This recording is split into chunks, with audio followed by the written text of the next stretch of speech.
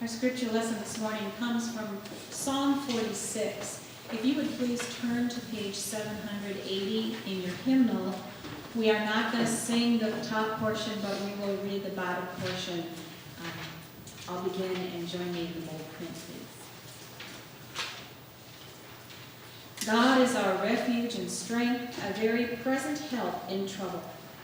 Therefore we will not fear, though the earth shall change, though the mountains shake and our hearts. Though its waters roar and foam, though the mountains tremble with its tumult. There is a river whose streams make glad the city of God, the holy habitation of the Most High. God is in the midst of the city, which shall not be moved. God will help it at the dawn of the day. The nations rage, the kingdoms totter, God's voice resounds, the earth melts. The Lord of hosts is with us. The God of Jacob is our refuge. Come, behold the works of the Lord, who has wrought desolations in the earth. Who makes war cease to the end of the earth, breaks the bow, shatters the spear, and burns the shields with fire. Be still and know that I am God. I am exalted among the nations. I am exalted in the earth. The Lord of hosts is with us. The God of Jacob is our refuge. Thank you, everyone, for sharing our scripture with us today. When I was raising my children, we loved the story of Henny Penny, or Chicken Little. In case you didn't catch it with the kids, Henny Penny, a hen, was scratching at the ground when an acorn fell on her head. Startled, she screamed out, not like the kids did. She screamed out, "The sky is falling!" And then she ran off to tell the king. Along the way, she met her friends, a rooster, goose, duck, and a turkey, and told them about what had happened. And they, in their own fright, cried, "The sky is falling!" A kind of animal hysteria broke loose. The moral of the story is how easily we become afraid, imagine the worst possible outcome, and rally others to our cause, to believe like we do. Several weeks ago, I mentioned the issue of violence. A Gallup poll found that almost 2/3 of Americans were fearful of being victims of a violent crime, higher than at any time in the last 15 plus years. We are afraid. Yet violent crime, these rates have dropped in half since the early 1990s and are now where they were back in the mid-1960s. Fear of terrorism has risen in the last few years to a level not seen since just after 9/11. Rick Wilson, a political strategist and media consultant, noted that fear is the simplest emotion to tweak in a campaign ad. You associate your opponent with terror, with fear, with crime, with causing pain and uncertainty, and you have a strong chance of winning an election. When people are afraid, they want protection, and candidates from both sides of the aisle say they have what it takes to provide that protection. Unfortunately, for all of us, it's a winning formula. Adam Hamilton, in his book, Unafraid, reminds us that among the men Jesus called to be his disciples were Matthew the tax collector and Simon the zealot. The tax collectors, they worked for the Romans, and they believed the best way for the Jews to survive was to accept Roman rule and to get along with them. The zealots were committed to overthrow and defeat the Romans. Talk about political adversaries. The zealots hated the tax collectors, and the tax collectors hated the zealots. Yet Jesus called them both, loved them both, and I suspect both of them saw their political views changed by being with and learning from the Master. Jesus seemed to call both, what we might call liberals and conservatives, to follow him and to love one another. He called them both.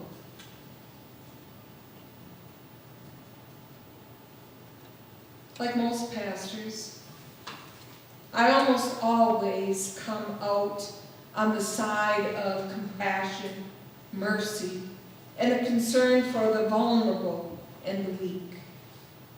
I truly try from the pulpit to stay in that lane, though some might disagree with me at times.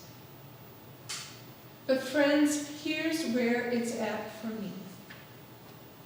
How you and I act, and how you and I treat people with whom we disagree when we are disagreeing, how we treat them while we're disagreeing with them, that is both a test of our faith and a demonstration of it.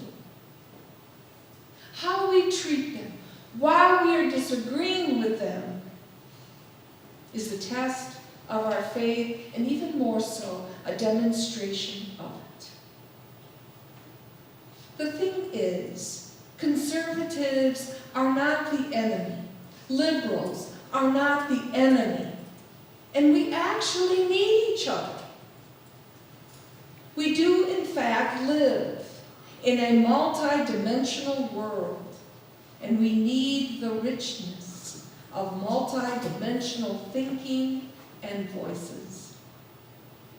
The defining mark, here's the thing, the defining mark of the Christian life is not being right.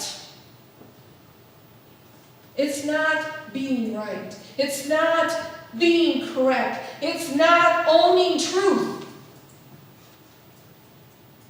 The defining mark of the Christian life is love. Hear me again. It is not about being right. It is about loving.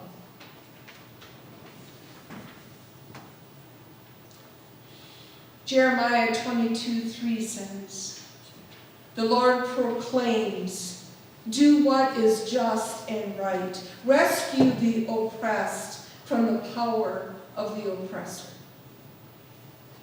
This is the kind of love we are called to. This is the kind of love that comforts the afflicted and afflicts the comfortable. It isn't easy love. It is intentional love that dispels fears, Chicken Little type fears of all kinds. Jesus spoke of the last judgment, noting that he welcomes those in heaven who welcomed the stranger and clothed and fed the naked and the hungry. Through Moses, God called Israel to care for the alien in your midst, the stranger. God says to us, as he said to Joshua, be strong and courageous. I am with you. Do not succumb to those that stir up fear on any matter where love is needed instead. Do not succumb to those that would stir up fear. Take a step back, take a breath, and find the love and love. My peace, when the world seems to be coming apart at the seams, and the sky seems to be falling, never comes from government officials, as important as these men and women are. My peace in the midst of the storms and the challenges of life are found in God and God alone. One of my favorite psalms is the one we shared together, Psalm 46. And let me just share a few of those words again with you. God is our refuge and strength, a help always near in times of great trouble. That's why we won't be afraid when the world falls apart, when the mountains crumble into the center of the sea. The Lord of the heavenly forces, that Lord is with us. The God of Jacob is our place of safety. Be still and know that I am God. God is our refuge and strength. Not this person or that person. Not this candidate or that candidate. Not this man or that woman. Because we trust in God, we won't be afraid when the world falls apart. So be still, friends, and know that God is God. Breathe deep. Don't panic. The sky is not falling. But do continue to speak for those who cannot speak for themselves. That's what we are to be doing. We are to have the voice of the voiceless. It is our faith that allows us to have courage. And that courage calls us to speak up and to love. Do you remember how Henny Penny ends? In their fear, they are no longer thinking straight. They have what I called in one of my first sermons, stinking thinking, right? Henny Penny and the goose, the duck, the turkey, and the rooster meet up with Foxy Loxy, who offers to show them a shortcut to the king's house. Only the shortcut leads straight to the fox's den, where he and his family have a marvelous dinner. And Henny Penny and his family of friends never heard again. Whether you think it is a good message for children or not, the moral is clear. When we're led by fear, we often make dreadful, even deadly mistakes for ourselves and for others. May it not be so. The end.